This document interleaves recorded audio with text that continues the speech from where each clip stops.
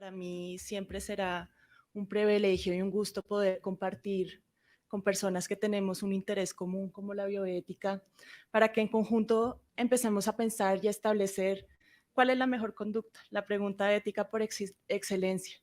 Cómo a través de nuestra individualidad nos podemos poner de acuerdo, sobre todo en un periodo de vida tan delicado como la vida perinatal. Si nos ponemos a pensar, estos seres humanos que están empezando su vida no pueden ejercer su agencia, no pueden comunicar fines, no pueden establecerlos, razonarlos, reflexionarlos de la manera como uno se relacionaría con una persona que sí puede hacerlo. Así que esto nos obliga a que necesariamente tengamos que ponernos de acuerdo, establecer unos mínimos morales, establecer un mínimo lugar de qué es eso que vamos a buscar y cuál sería la mejor conducta con ellos. Entonces, por eso hemos pensado que la vida perinatal y neonatal es un periodo de vida muy difícil para tomar decisiones. Este es el curso de cómo va a ser llevada la presentación. Primero hablaremos de dónde empezamos, cómo construimos esa pregunta bioética. Posteriormente, pues traeré el caso que se expuso en el libro, en donde estamos ante un diagnóstico catastrófico.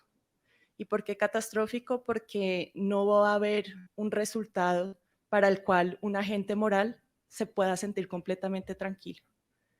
Eso es lo que denominamos un dilema trágico. No hay no hay final feliz.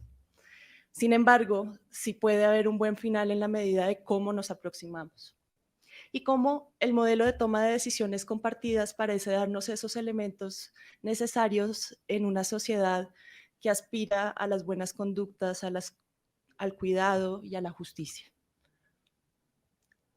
Entonces, partamos analizando los agentes. Como ya venía mencionando, estamos ante un periodo de vida, llámese embrión, feto, no nacido, recién nacido, en donde la agencia del sujeto no la puede ejercer, no lo podemos saber, solo podemos asumir cuál es ese mejor cuidado. Y estamos ante una situación en donde solo hay dos potenciales resultados, o la muerte del recién nacido o una discapacidad severa. Y aquel lugar que pareciera que podemos tener en común es pensar que queremos buscar aquella situación o aquella forma de evitar al máximo el sufrimiento de esta persona. A su vez está una familia que está constituida, sí, por padres, pero que también son toda una sociedad. Está también los abuelos, los primos, los tinos, y todos tienen su lugar y su participación. Están los amigos, los conocidos, los que aconsejan, lo que están ahí. Y esta familia, desde el momento que conocen que no hay esa posibilidad que su hijo sea sano y que sea ese ideal que se estaban imaginando, empiezan a tener un duelo, empiezan a tener una renuncia a ese final feliz. Y es por eso y en ese contexto que aparecen los cuidados paliativos perinatales, porque es reconocer que desde ese primer momento los tenemos que acompañar de una manera diferente, buscar unas metas conciliadas, planificadas, que puedan generar en este momento difícil por lo menos tranquilidad en los individuos que participan en esa decisión. Y así como estamos en un duelo, en los duelos, como cualquiera, hay muchas emociones, emociones de dolor, de tristeza, de temor, de ira, de desesperanza y de desolación, pero que esas emociones se les debe dar un lugar. Es un momento en donde se están ajustando una nueva realidad. Y un grupo asistencial que, como decía la doctora Victoria Camps, reconoce que estamos en un lugar en donde la curación ya no es posible, en donde ese algo que inicialmente la medicina fue pensada nos hace y nos obliga a pensar en los otros principios que nos invitan a pensar los otros fines de la medicina. Ya no estamos en el ámbito ni de la prevención, ya no estamos en el ámbito de la curación, pero no por eso podemos dejar de cuidar a esta persona y a estas personas que están sufriendo. Eh, Estamos en el ámbito del acompañamiento, del cuidado, y ese acompañamiento muy seguramente será de la muerte y del buen morir. Entonces, pues podemos reconocer que esto como agentes y como individuos de la medicina nos genera impotencia y frustración. Es imposible que en una toma de decisiones compartidas en las que participemos no esté permeado también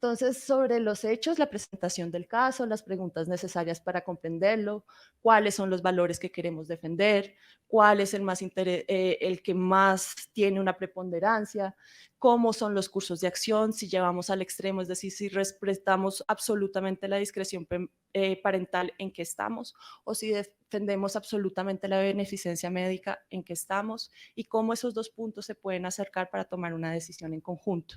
Y luego los dos editores por excelencia de cuando uno se siente cómodo y tranquilo con sus decisiones. ¿Está respaldada por nuestro contexto legal? Es una de las preguntas. Y lo otro, ¿es algo que yo estaría dispuesta a defender públicamente? Entonces, para liberar rápidamente, pues es una paciente femenina, la primera gestación de los padres, unos padres con muchos intentos de poder quedar en embarazos y ya en la cuarta década de la vida, que se le hace un diagnóstico en semana 30 de una trisomía 18, malformaciones mayores. Este diagnóstico es confiable y esa condición se reconoce en el medio como incompatible con la vida. Es decir, que tiene una expectativa de vida menor a 6 meses y hay un desacuerdo entre los padres y el personal médico frente a esas metas terapéuticas. ¿Qué debemos buscar?